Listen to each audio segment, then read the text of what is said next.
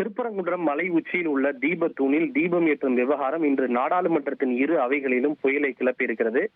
நாடாளுமன்ற மக்களவையில் நண்பகல் 12 மணிக்கு பூஜை நேரம் துவங்கிய போது திமுக மக்களவை குழு தலைவர் TR பாலு அவர்கள் எழுந்து இந்த பிரச்சனை குறித்து அவர் தன்னுடைய கருத்துக்களை முன்வைத்தார்.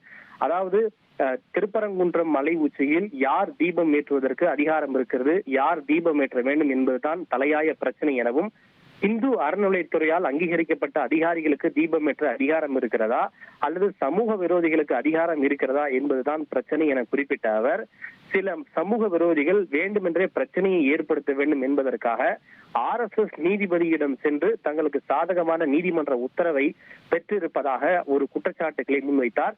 நீதிபதி குறித்து அவர் RSS நீதிபதி என்று தெரிவித்ததற்கு ஆட்சேபம் தெரிவித்து அவையில் இருந்த ஆளும் கட்சி எம்பிக்கள் கடும் முழக்கங்களை எழுப்பினர்.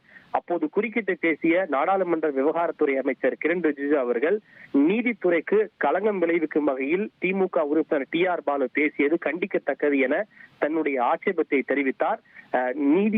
ஒரு நீதிபதியின் செயல்பாடுகளுக்கு களங்கம் விளைவிப்பது போல் இது போன்ற கருத்துக்களை கூறக்கூடாது.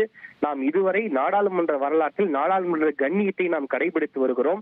அதே போல அன்பார்லிமெண்டரி வார்த்தைகளை நாடாளுமன்றத்தில் பேசக்கூடாது என்பதையும் நாம் தொடர்ந்து கடைபிடித்து வருகிறோம். ஆனால் அவற்றையெல்லாம் மீறுகின்ற வகையில் TR பாலுனுடைய பேச்சு அமைந்திருக்கிறது. இது ஒரு தவறான முன்னுதாரணம். அவர் இது போன்று பேசியதற்காக அவர் மட்டுமல்ல, அவருடைய கட்சியும் மிகப்பெரிய பிரச்சனைகளை எதிர்கொள்ள நேரிடும் என்று தன்னுடைய காட்டமான பதிலை அவர் முன்வைத்தார். மேலும் TR பாலு தெரிவித்த அந்த கருத்துக்களை அவை குறிப்பில் இருந்து நீக்க வேண்டும் எனவும், இது தீவிரமான விவகாரம் எனவும் திமுக நாடாளுமன்ற விவகாரத்துறை அமைச்சர் கிரண் ரிஜிஜு அவர்கள் தெரிவித்தார்.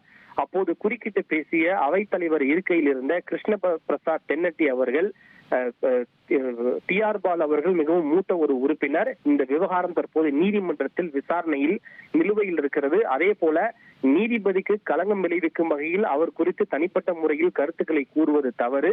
எனவே நீதிபதி குறித்து TR பாலு தெரிவித்த கருத்துக்கள் அவை குறிப்பிலிருந்து நீக்கப்படும் என்று தெரிவித்தார்.